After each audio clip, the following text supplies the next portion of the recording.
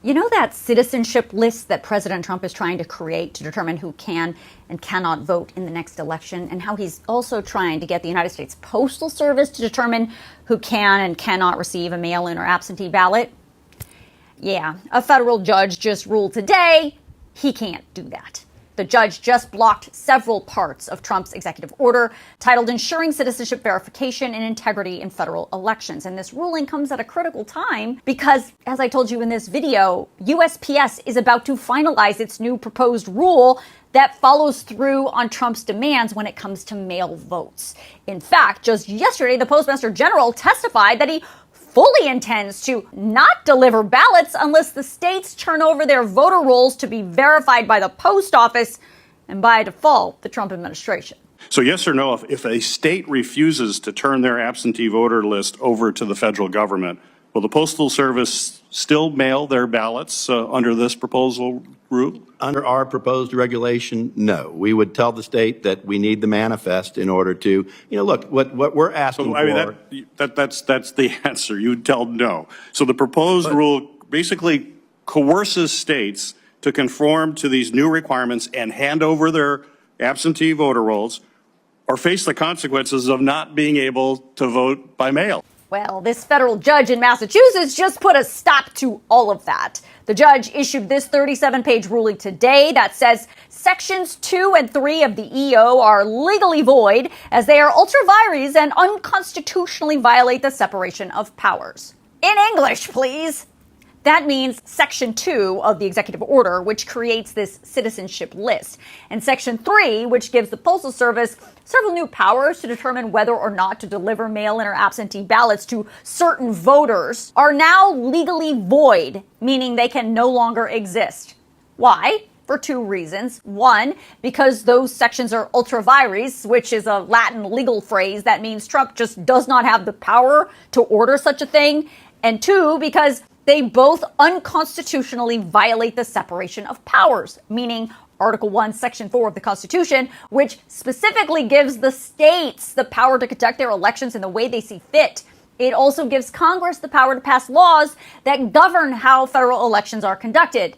But the judge says what the Constitution does not do. It does not give the president, the Department of Homeland Security, or the Postal Service any power to do anything regarding elections. Now, this all stems from a lawsuit filed against the Trump administration by 23 states and Washington, D.C.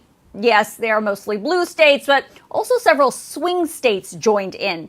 They are not having any of this. So why did the judge rule this way? Well, when it comes to this citizenship list, Trump ordered Homeland Security and the Social Security Administration to create this list of United States citizens that they have on file based on their existing government databases. But the judge ruled that there's no way those lists can be accurate based on the way that the databases are set up right now.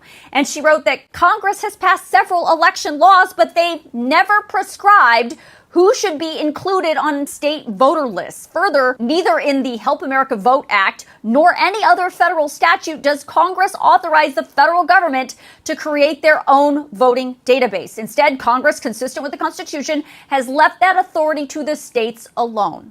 As for the USPS, the judge wrote simply, no law enacted by Congress delegates authority to control mail-in voting to USPS. Accordingly, USPS lacks statutory authorization to promulgate any binding regulations on mail-in voting. So now what? Well, the judge has blocked the Department of Homeland Security, Social Security Administration, and USPS and any other government agency Trump listed in that executive order from moving forward. The judge said they all must, in good faith, take such steps as are necessary to prevent explicit or implicit implementation of Sections 2, 3, and 5 of the EO, and to cease and reverse any implementation of those provisions. That means shut it all down.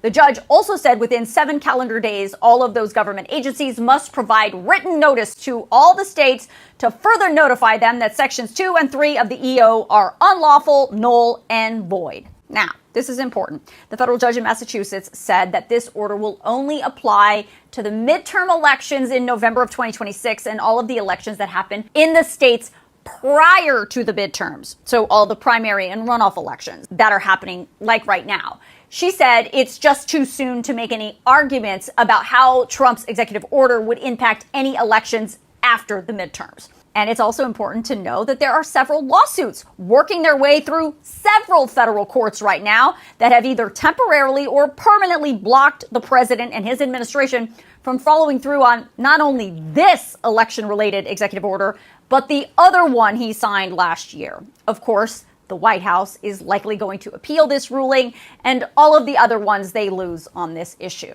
So the drama is far from over. But if you want to read this ruling from this federal judge in Massachusetts, I'm going to email it out to you tonight in my Facts HQ email, so make sure you sign yourself up.